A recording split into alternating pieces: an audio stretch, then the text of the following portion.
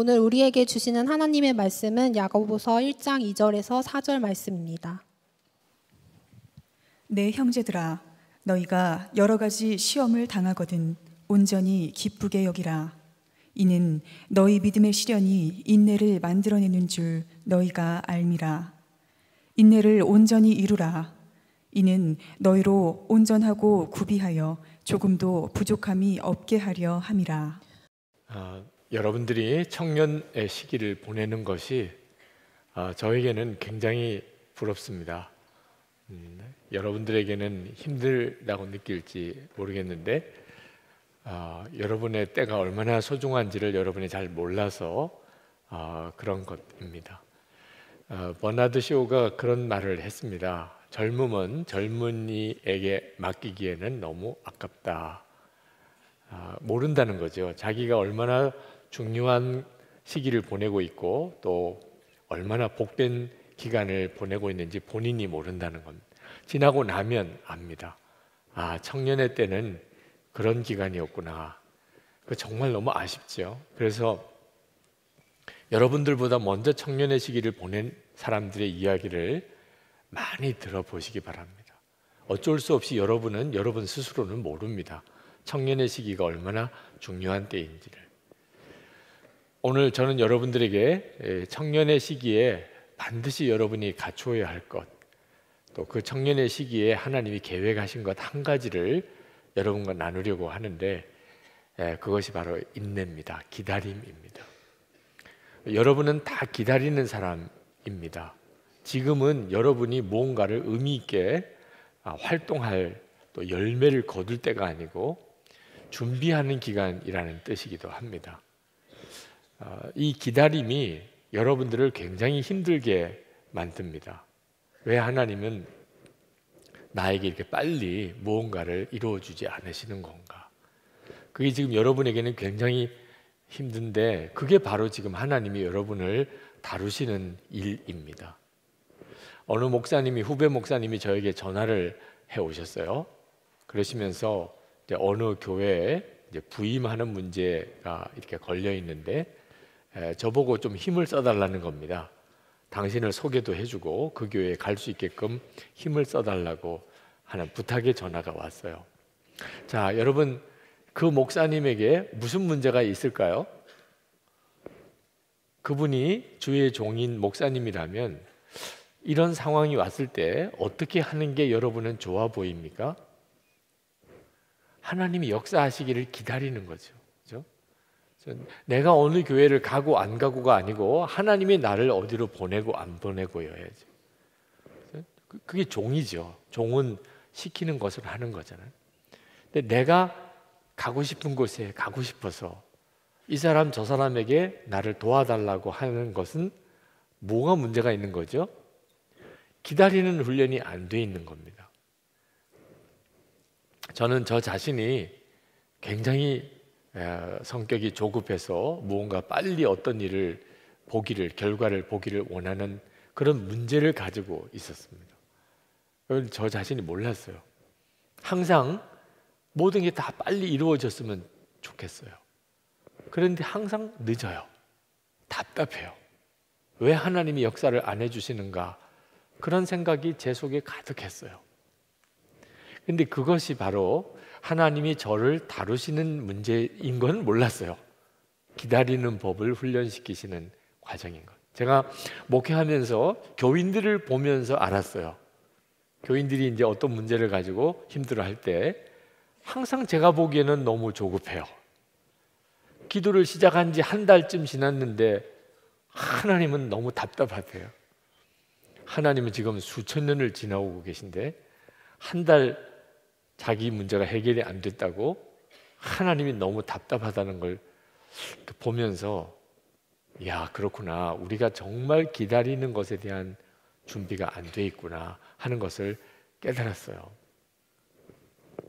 여러분에게 있어서 하나님이 만약에 여러분을 지금 힘들게 하고 답답하게 하고 그런 상황 속에 여러분이 있다면 꼭 생각해 보세요.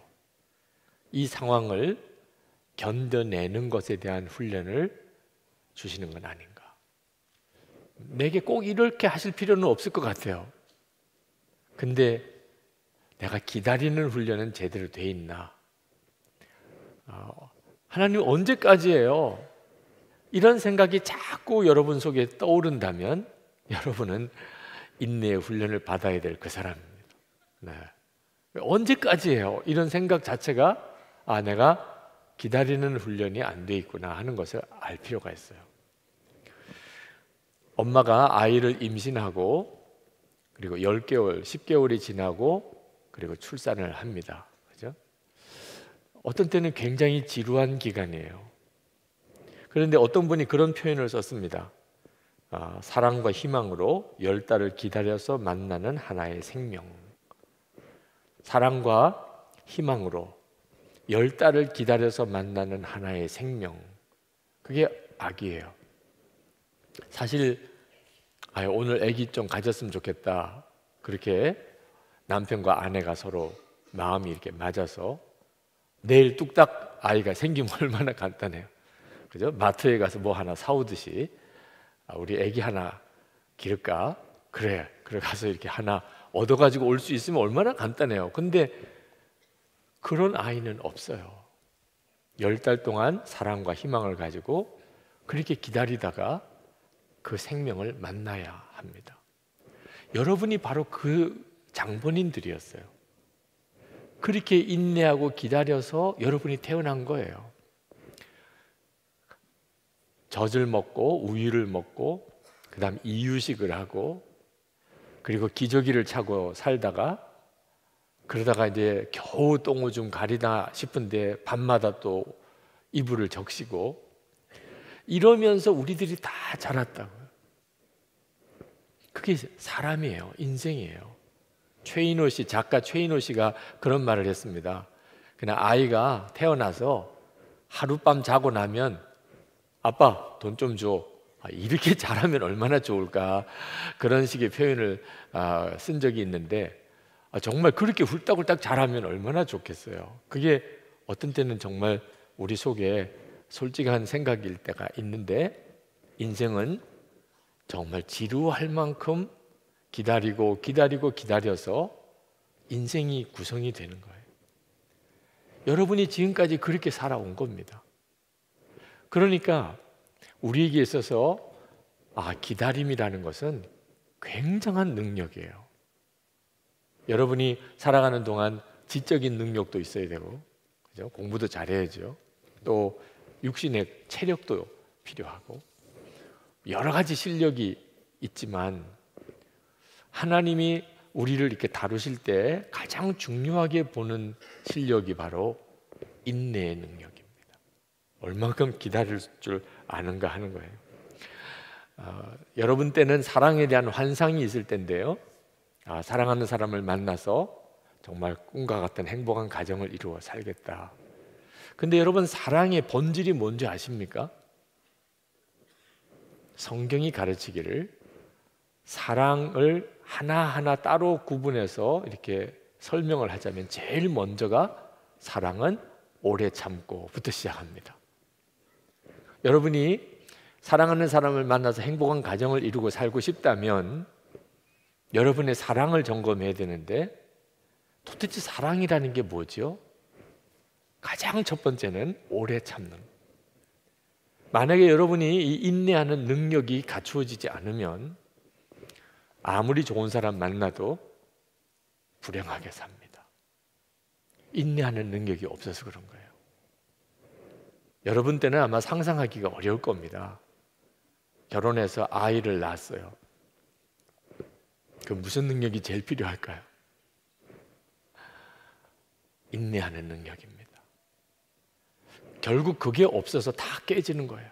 부부 사이에도, 부모와 자녀 사이에도, 형제들끼리도, 친구들끼리도 기다리지 못했기 때문에. 야고보 사도가 여러 가지 어려운 일이 생기면 그러면 온전히 기쁘게 여기라. 세상에 이게 말이 안 되잖아요. 여러 가지 어려운 일이 생겼는데 어떻게 온전히 기쁘게 여겨요? 하나를 알아야 됩니다.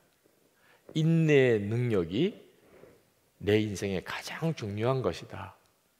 이거 하나 깨달은 사람은 그러면 이 말씀이 이해가 돼요. 여러 가지 어려운 일이 생기면 하나 내게 유익한 거 있어요. 인내가 더 길러지는 거죠. 그래서 이 말씀이 옳구나 하는 걸 알게 됩니다. 여러분 때는 정말 좀처럼 알기 어려운 것입니다. 로마서 성경을 읽어보면 하나님께서 우리에게 인내가 왜 중요한지에 대해서 너무나 많은 구절의 성경을 통해서 말씀하고 계세요. 여러분, 씨가 옥토에 떨어져서 30배, 60배, 100배의 결실을 맺는다는 말씀이 있다는 걸 아실 거예요. 누가복음 8장 15절 말씀인데, 근데 이 씨가 옥토의 좋은 땅에 떨어져서 30배, 60배, 100배의 결실을 어떻게 맺는가? 성경은 이렇게 설명합니다. 좋은 땅에 있다는 것은 착하고 좋은 마음으로 말씀을 듣고 지키어 인내로 결실하는 자라. 그러니까 하나님의 말씀이 실제로 내 삶 속에서 그대로 이루어지는 과정에는 반드시 인내가 필요하다는 겁니다. 요한계시록 보면 마지막 날 하나님 앞에서 칭찬받는, 성도가 칭찬받는 항목 중에 가장 많이 언급되는 항목이 인내예요. 요한계시록 2장 2절에 내가 내 행위와 수고와 내 인내를 알고, 요한계시록 2장 19절에 내가 내 사업과 사랑과 믿음과 섬김과 인내를 아노니, 요한계시록 3장 10절에 내가 나의 인내의 말씀을 지켰은즉, 요한계시록 14장 12절에 성도들의 인내가 여기 있나니. 아니, 이게 이렇게 중요한 것이었어요? 기다리는 능력이 그렇게 중요한 것이었어요? 성경을 읽어보면 알게 돼요. 누가복음 21장 9절에 너희의 인내로 너희 영혼을 얻으리라.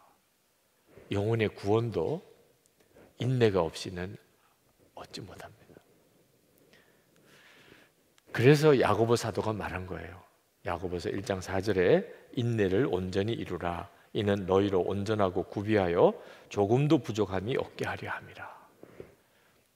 그래서 하나님이 여러분들을 이 젊은이 기간 동안, 청년 기간 동안 여러분들을 여러 가지 답답하고 힘든 상황을 통해서 여러분을 인내를 키워가고 있는 겁니다.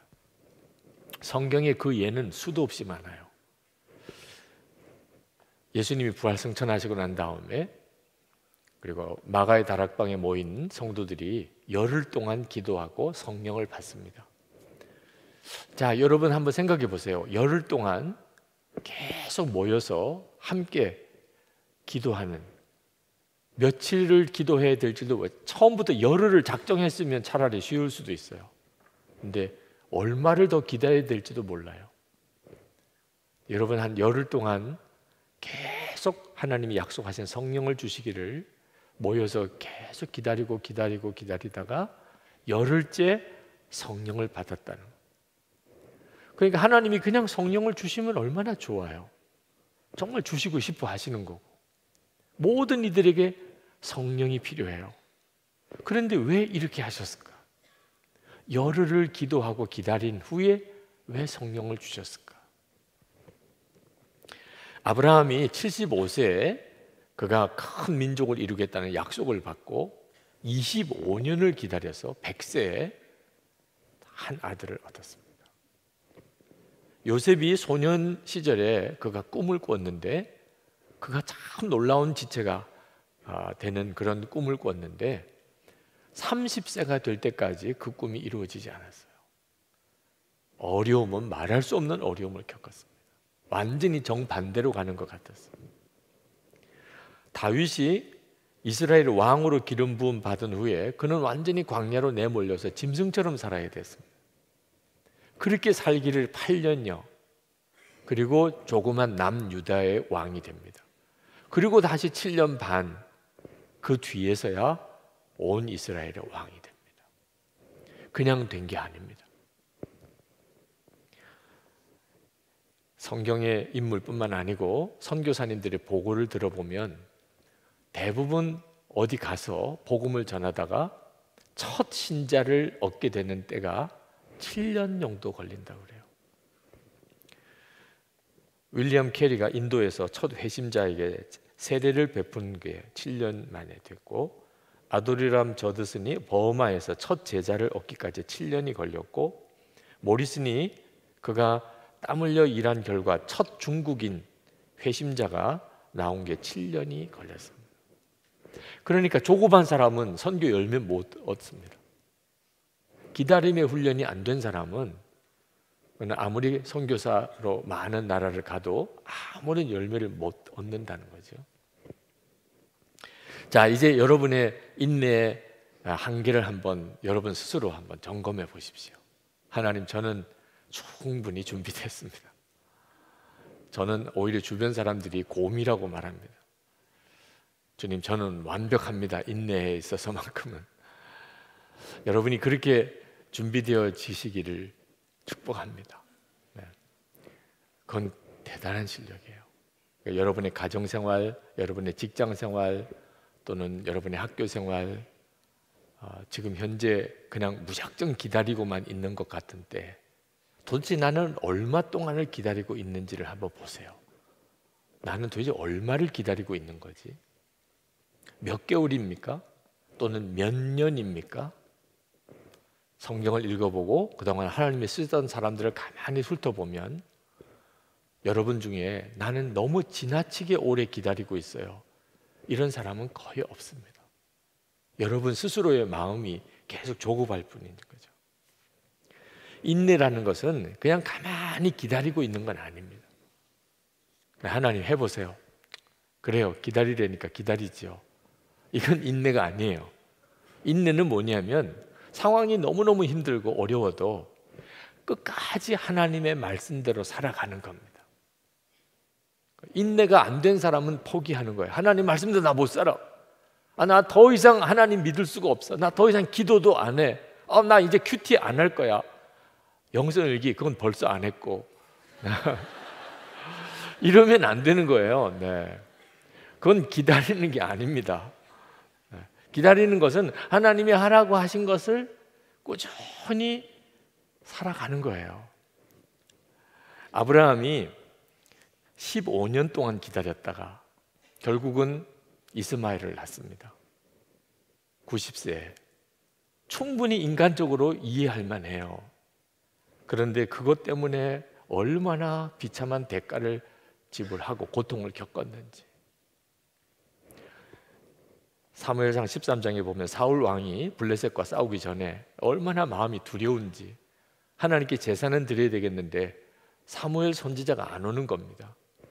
너무 조급해서 그냥 제사장이 드려야 될 제사를 왕인 자기가 제사를 드려서 그때부터 하나님께 버림을 받습니다. 그러니까 이게 조급함이 하나님의 역사를 다 가로막는 겁니다. 하나님이 나를 쓰시지 못하는 이유예요. 그러니까 죽을 상을 하고 기다리는 건 기다리는 게 아닙니다. 그건 절대 오래 못 기다려요. 여러분이 정말 오래 기다리는 사람으로 훈련된 사람이라면 기다림 자체 속에 기쁨이 있어야 합니다. 기쁨이 있어야 그 자체가 오래 기다릴 수 있어요. 기쁨이 없다면, 죽을 상을 하고 있다면 그는 벌써 이미 넘어진 거나 마찬가지입니다. 그러므로 여러분이 내게 얼마나 인내의 능력이 있는지는 내가 바라던 거, 하나님께 기도한 거, 하나님 주신 약속에 대해서 내가 기다리고 있는데 내 마음에 기쁨이 있어요.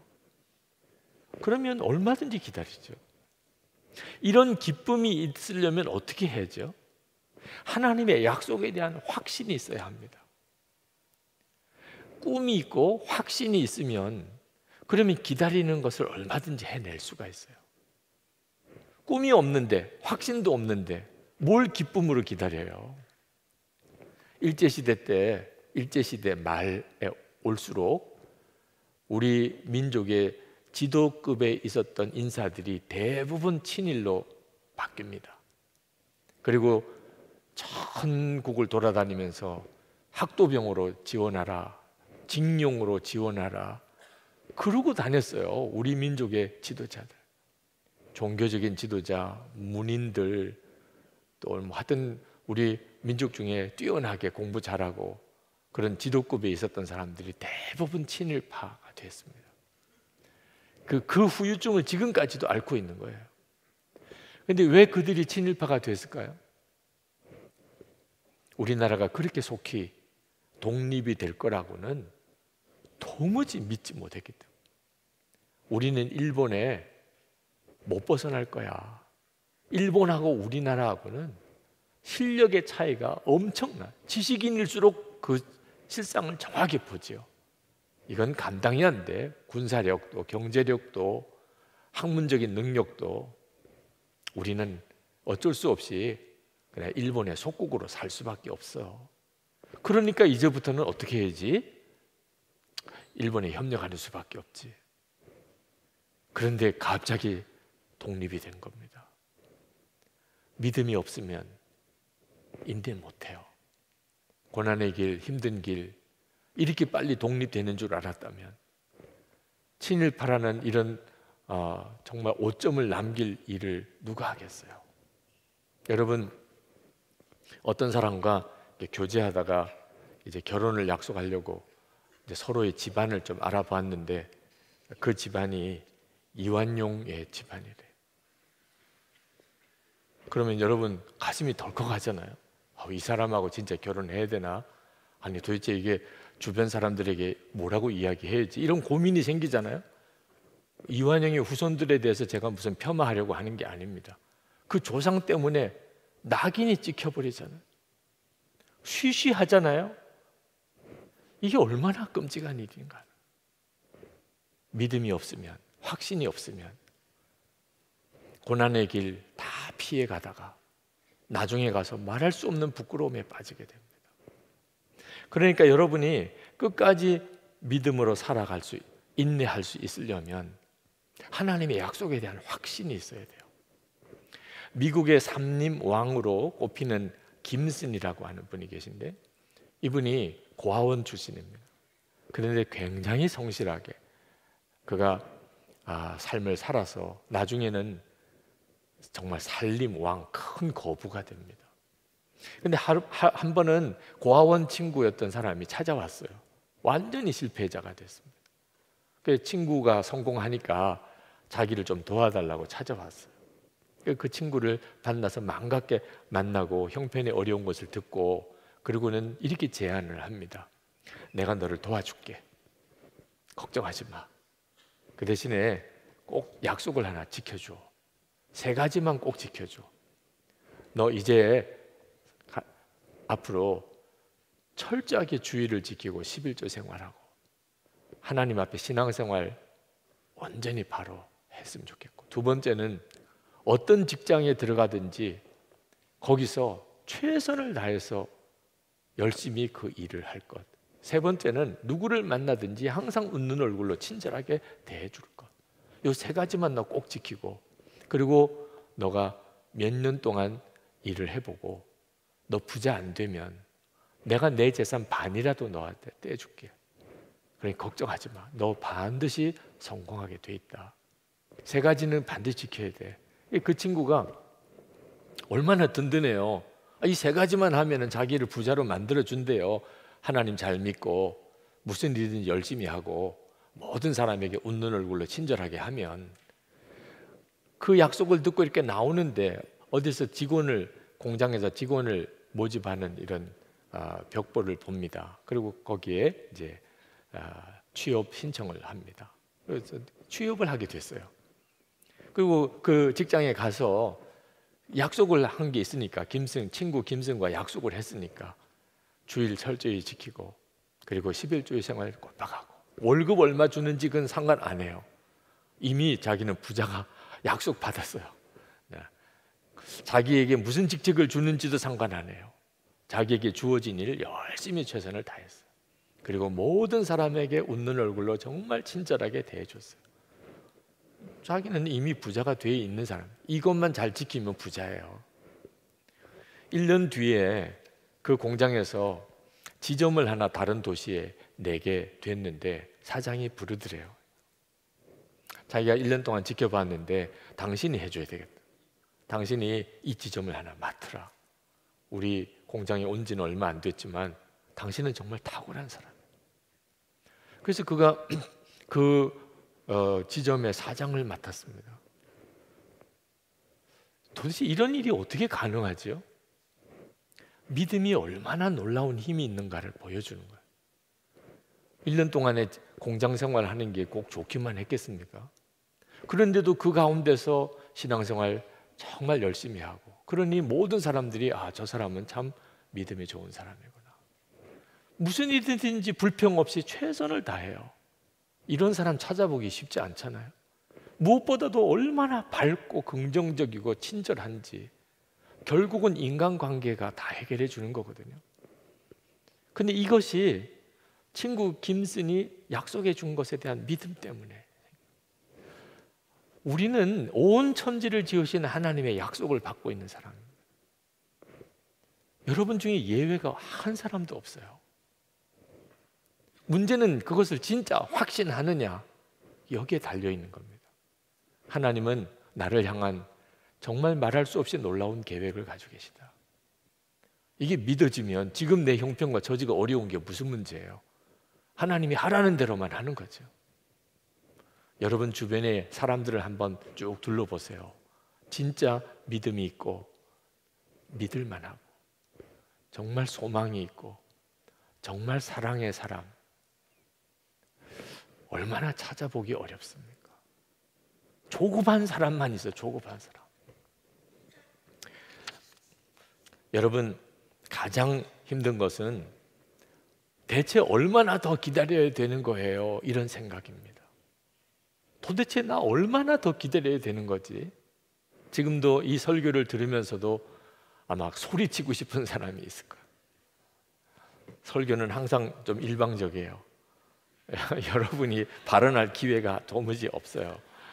그러나 마음으로는 들려요. 막 짜증내는 사람도 있고, 지금 내 형편을 몰라서 그럴 거야, 뭐 이런 분도 계시고. 근데 여러분, 이 문제 어떻게 해결하지요? 그게 지금 문제거든요. 언제까지 기다려야 하는 거야? 그게 문제거든요. 이 문제가 해결되고 여러분의 마음에서 기쁨이 일어나야 그게 기다리는 능력이 된 겁니다. 이런 게 어떻게 가능하지요? 여러분과 함께 하시는 주님을 바라보는 눈이 뜨이는 것과 관련이 있어요. 인내는 예수님을 바라보는 눈이 열린 것과 같이 갑니다. 그러니까 무엇이 오래 참음이에요? 주님을 바라보는 게 오래 참음입니다. 주님을 바라보면 주님으로부터 오는 만족감이 워낙 크니까 현실적인 어려운 문제 속에서 느끼는 여러 가지 힘들고 어려운 문제들이 해결이 돼요. 요셉이 전형적인 그런 사람이었죠. 하나님을 바라보는 눈이 열려 있기 때문에 그가 겪었던 기가 막힌 어려운 문제들 속에서도 그는 이길 힘이 생긴 거예요. 결국 여러분들이 참기 힘들다고 말하는 이유는 문제가 커서가 아닙니다. 답답한 일이 계속 되어서도 아니에요. 결국 함께 하시는 주님을 바라보는 눈이 안 열린 겁니다. 그 나치 정권과 공산 정권 아래서 말할 수 없이 핍박을 받았던 루마니아의 리차드 범브란트 목사님 계신데, 그 목사님이 쓰신 설교집 중에 독방에서의 설교라는 책이 있습니다. 그 책 속에 그 목사님이 하나님께 항의한 부분이 나옵니다. 자기 혼자서 자기에게 설교하는 거예요. 근데 거기에 설교문이 그냥 하나님께 드리는 항의예요. 하나님, 사람이 혼자 있는 것은 좋지 않다고 하셨어요? 안 하셨어요? 그런데 왜 저는 이렇게 독방에 가두어 놓고 있는 거예요? 아담에게는 아내를 주시면서 왜 제게는 있는 아내를 데려가셨습니까? 아버지께서는 악한 사람에게나 선한 사람에게나 똑같이 햇빛을 주신다고 하셨으면서도 우리를 고문하는 자들은 지금 바닷가에서 햇빛을 즐기고 있는데 저는 지하 10m에 있는 이 감방에 갇혀 몇 달 동안 해를 보지 못하고 있습니다. 하나님은 자신이 옳지 못하다고 인정하셨던 일을 지금 제게 하고 계십니다. 사람이 하나님의 명령을 어기는 것보다 하나님이 자신의 말씀을 이루지 않으시는 것이 훨씬 더 나쁘지 않습니까? 하나님과 만나는 날 하나님은 이 일에 대하여 어떻게 변명하실지 정말 궁금합니다. 그렇게 썼어요. 네. 그러면서 그 뒤에 이제 붙여서 쓰기를 이렇게 하나님께 항의하다가 선한 사마리아인 이야기가 생각이 났다. 선한 사마리아인도 무엇인가 바쁘게 가다가 강도 만난 자를 보고는 그를 도와주려고 지체하였던 것을 생각했다. 야이로의 딸 이야기도 생각했다. 야이로가 죽어가는 자기 딸을 위해 예수님께 빨리 오시라고 간청했지만 도중에 12의 혈루병 앓던 여인을 만나 그를 고쳐주려고 지체하신 바람에 야이로의 딸에게 늦게 도착하신 것이 생각났다. 그리고 난 다음에 다시 이제 하나님께 드리는 고백을 씁니다. 사랑은 빨리빨리가 아니군요. 사랑하는 자는 언제나 늦어지게 마련이군요. 이제야 제가 왜 이 감옥에서 더디 오는 저의 신랑을 오랫동안 기다려야 하는지 이해할 수 있을 것 같습니다. 저는 주님이 우리를 도우시려고 계시던 곳을 분명히 떠나신 것을 알고 있지만 주님이 오시는 길에 강도 만나 다쳐서 누워있는 사람을 만나 그 앞에서 걸음을 멈추셔야 했는지 누가 알겠습니까? 예수님께서 우리를 구하러 오시다가 길에서 이슬 방울에 꽃잎이 짓눌린 꽃을 발견하고 그것을 바로 해주시려고 걸음을 멈추셨는지 누가 압니까? 주님은 저를 위하여 태양을 떠오르게 하시기 원하시면서도 사람이 홀로 있는 것이 좋지 않다는 것을 알고 계시면서도 저를 얼른 제 가족에게로 되돌려 주시려고 빨리 오실 수 없으심을 저는 이제 이해합니다. 예수님께서 한 마리의 양이 구덩이에 빠져 그 양을 도와주셔야 했었는지 누가 알겠습니까? 주님은 사랑의 주님이시기 때문입니다.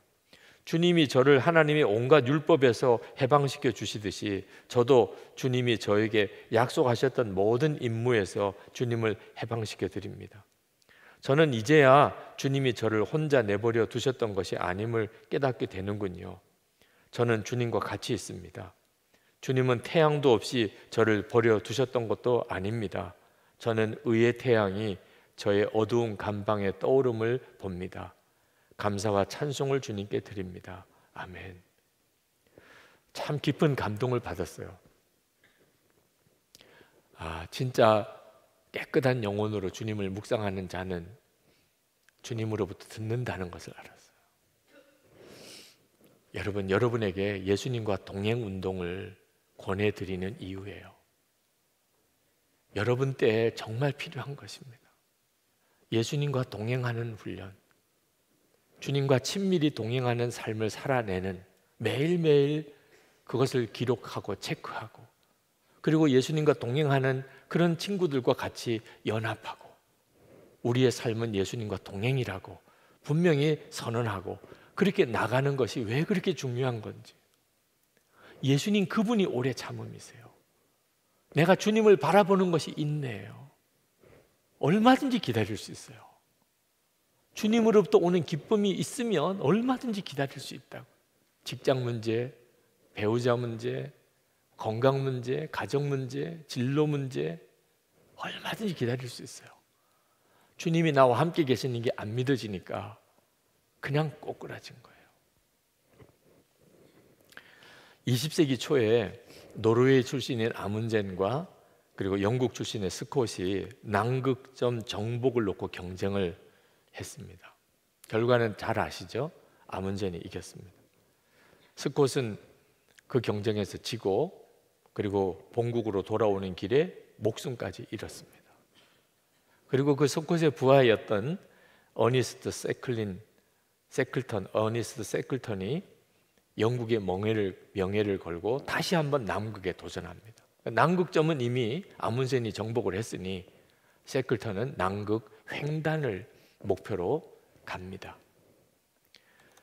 그런데 결론부터 이야기하면 이 세클턴의 탐험대는 27명으로 떠났는데 남극점은 고사하고 남극 대륙에도 못 가고 바다에서 얼음에 갇혀버렸습니다. 너무나 혹한 때문에 바다가 얼어버려서 배가 바다에 갇혔어요. 꼼짝달싹 못하고 그 배 안에서 완전히 갇혀 지냈는데 얼마를 지냈느냐? 1년 3개월을 지냅니다. 배가 얼음의 압력을 못 이기고 결국 침몰하게 되고, 그리고 그 얼음 바다를 지나서 27명의 탐험대가 걷고 또 걸어서 겨우 무인도에 도착을 합니다. 근데 문제는 그들이 여전히 살아있을 거라고 누구도 생각하고 있지 않다는 거죠. 구조대가 오지를 않는 거죠. 그들 스스로가 구조대를 불러서 살아나와야 되는 겁니다. 결국 아문젠이 한 사람을 데리고 조그만 보트 하나를 가지고 가까운 섬으로, 사람이 사는 섬으로 가려면 1000km나 되는 거리를 그 배를 타고 구명정을 타고 구조대를 부르려고 갑니다. 나머지는 그냥 그 얼음 무인도에 그냥 남겨두고, 그리고 겨우 사우스 조지아 섬에 도착을 해서 그들이 여전히 살아있다는 소식을 본국에 알리고, 그리고 구조대가 급파되고 결국은 다 살아서 돌아옵니다. 1년 반 만에 그들이 다 돌아왔어요. 아무것도 한 게 없어요. 그냥 얼음 바다에 갇혔다가 1년 반 동안 죽을 고생을 하고 그리고 돌아온 겁니다. 그런데 그들이 다시 영국으로 돌아올 때 그들은 영웅이 되어 있었어요. 그들의 이야기는 전설이 되어 있었어요. 얼음 바다에서 1년 6개월을 버텨냈다는 것, 그 자체가 그냥 영웅이에요. 그 자체가 화제거리고 그 자체가 놀라운 것이었어요. 이 세클턴 팀이 보여준 최고의 가치는 어떤 정복이 아니었습니다. 남극을 횡단했던 업적을 성취한 것도 아니었어요. 그냥 1년 반을 계속 살아서 기다려준 것만. 사람들은 때때로 무언가를 성취하는 것을, 그것만 귀한 거라고 생각합니다. 근데 실제로 여러분 가만히 보세요. 어떤 재난이 왔을 때 살아있다는 것 자체가 그보다 더 귀한 게 없잖아요. 금메달 딴 것보다 더 놀라운 것은 극한 상황에서 살아있었다는 것 자체가 사람들의 마음을 감동시켜요. 진짜 감동은 거기서 오는 거예요. 여러분 중에 혹시 지금 너무 답답하다, 나는 너무 힘들어, 이런 형편에 여러분이 있다면, 만약에 여러분이 이 세클턴 팀의 한 일원이 되어서 얼음 바다에 갇혀 있는 상황이라고 한번 상상을 해보세요. 그러면 지금 현재 여러분이 살아있는 것만 가지고도 여러분은 영웅이에요. 오늘 하루를 내가 살아냈어요. 그것만 가지고도 여러분은 영웅이라니까요. 여러분들에게 있어서 가장 소중한 것은 무언가를 성취하는 것이기보다는 기쁨과 감사로, 찬송으로, 도무지 답답하고 안타깝고 힘들고 그런 일상의 생활 속에서 살아내고 있다는, 여전히 나는 찬송하고 있고, 여전히 나는 기도하고 있고, 여전히 나는 하나님을 믿으며 하나님의 말씀대로 오늘 하루를 살아낸 겁니다. 완벽한 하나님의 계획이에요. 그런 사람을 하나님이 원하셔요. 결국은 그 사람을 통해서 하나님은 일하실 거예요. 믿음으로 사는 여러분 진심으로 축복합니다. 예수님과 동행하며 살기를 원하는 사람, 그 청년들을 진심으로 축복합니다. 오늘 이 성찬을 우리가 하는데, 성찬은 주님이 우리와 연합한 은혜를 다시 회복하는 것이죠. 바로 이것이 힘이라니까요. 인내할 힘이라니까. 주님이 나와 같이 계셔. 주님이 나와 한 몸이셔. 지금도 나에게는 믿음이 역사하고 있어. 내 속에는 여전히 주님이 임재하시는 증거가 있어. 주님이 내게 계속 말씀하시고 있어. 그 자체가 여러분이 지금 누리는 가장 놀라운 은혜라니까. 거기서부터 내가 지금 어떻게 해야 될 건가가 생각이 나기 시작합니다.